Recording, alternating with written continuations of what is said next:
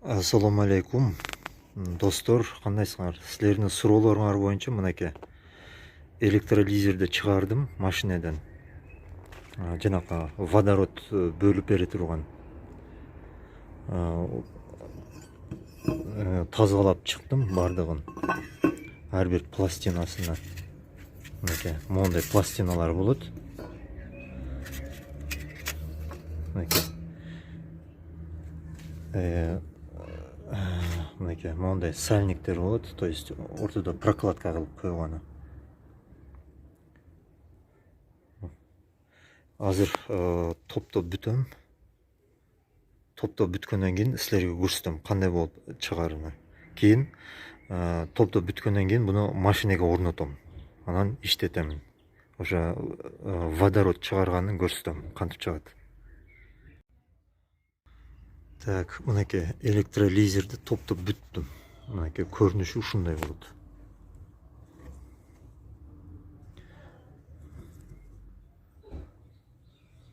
Мына пластиналардын ортосунда прокладка бар. Мына жерде контакттар бири-бирине. Бир жагына минус, бир жагына плюс болот. Мына жерде мына чоргосунан, бул эки жеринде эки чоргосу бар. Бул жерден суу келет дагы. Бул жерде химический процесс болуп туруп, бул жагынан уже газ болуп чыгып кетет. Водород. То есть водород эмес. Водород менен кислород аралаш. Газ брауны деп коет. Көбү адашып водород деп коет, а на самом деле водород менен кислород бирге чыгат бул жерде. Так, мынакей. Көрүнүшү ушундай. Мына сырткысы 3 мм калыңдыгы. Ичиндеги пластиналардын калыңдыгы 1 мм. Прокладканын эме сальникти таптым, эми идеале 1 мм болуш керек эле, бирок бул жанакы немеге чыдай турган да, жаростойкий, жанакы КамАЗдын сальниктеринен бул. Жаростойкий, маслостойкий дегендей. Атайын ошону тандап койдум. Өзү болгондо дагы 4 бурчтук болуш керек эле прокладка. Мен ошол сальник томолоо үчүн майли деп ошону коюп койдум да. 4 бурчтук сальниктер болбойт экен, к сожалению. Ошон үчүн ушундай кылып колдондум. Так, эми буну машинеге орнотобуз. То есть орнотом деген. И силерге көрсөтөм кантип орнотконумду. Так, мынакей электролизер установка болуп бүттү. Эми машинеге орноттум. Мынакей. Көрүнүшү мындай. Радиатордун алдына орнош керек. Мына жерде расширительный бачок, атайын ошол электролизер үчүн. Бул шланга. Түйүндө кеткен мына шланга. Так. Түйүнө кеткен шланга вот мына жерге келет. Наркы шланга. Нар жакта шланга мына өйдө жагына. Кийин бул жерден газ мындайына чыгып туруп, мына водяной фильтрден өтөт, тазаланып туруп, мынакей. Мына шланга менен мына жерге келет. Воздушный патрубоктон мына жакка кирип кетет газ. Так.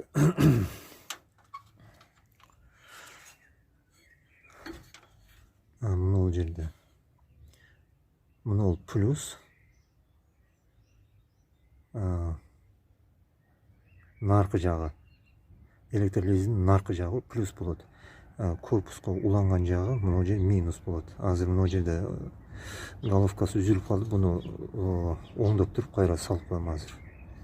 Бул жагы минус болот. И мынакей ортодо мондай реле.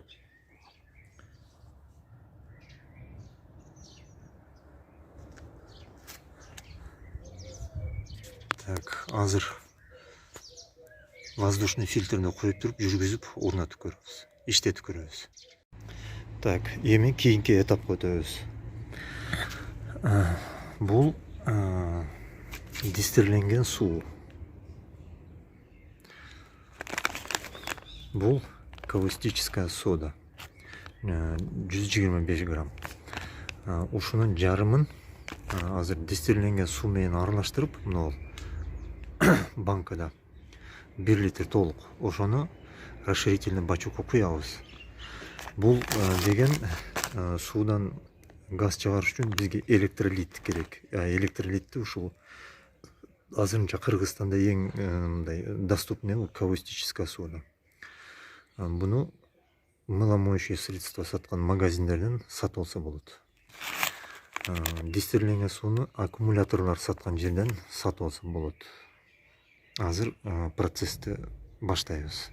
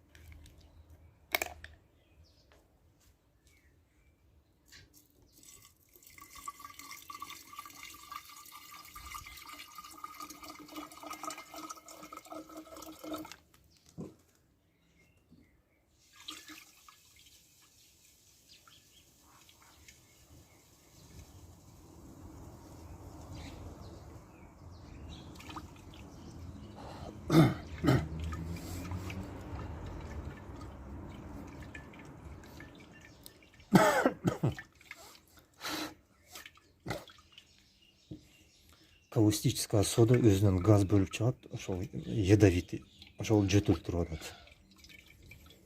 Жакшылап аралаштырабыз.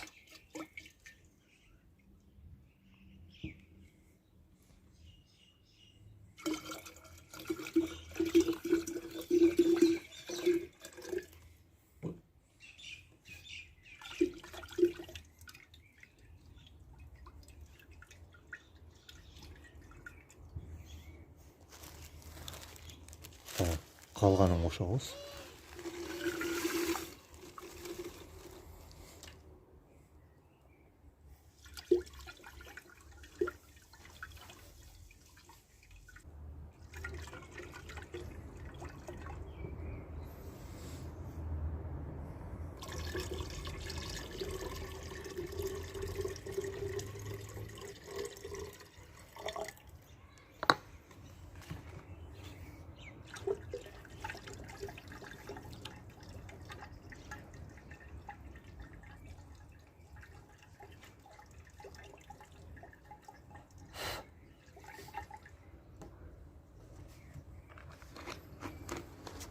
Так, мынакей буюрса электролит даяр.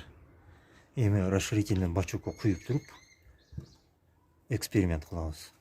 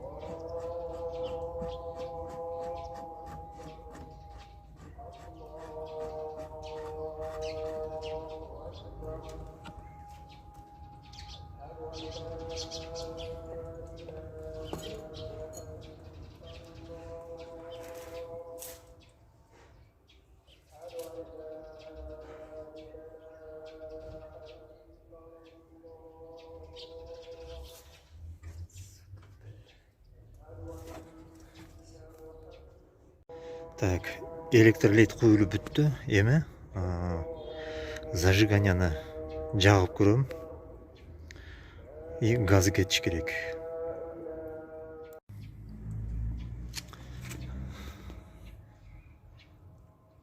Так, мынакей газ кетип атат.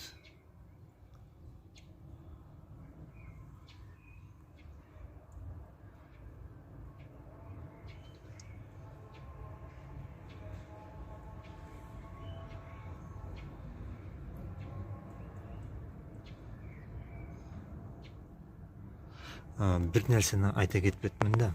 Бул жерде расширительный бачок бир аз өйдөрөктө жайгашып калган. Уровень, мындайча айтканда, деңгел электролизерден, мынакей мына электролизерден кыйла өйдөдө турат. Деңгели кичине бийигирээк болгондо ошондо газ ылдам агат эле. Себеби азыр суунун деңгээли где-то бир ушул жерде болуп турат да, мынакей суунун деңгээли мына көрдүңөрбү? Себеби расширительный бачок өйдөлө турат. Азыр машинени жүргүзөм. Мынакей машинени жүргүздүм. Эми газдын бөлүнүп чыкканын карагыла, жүрүп атканы учурда.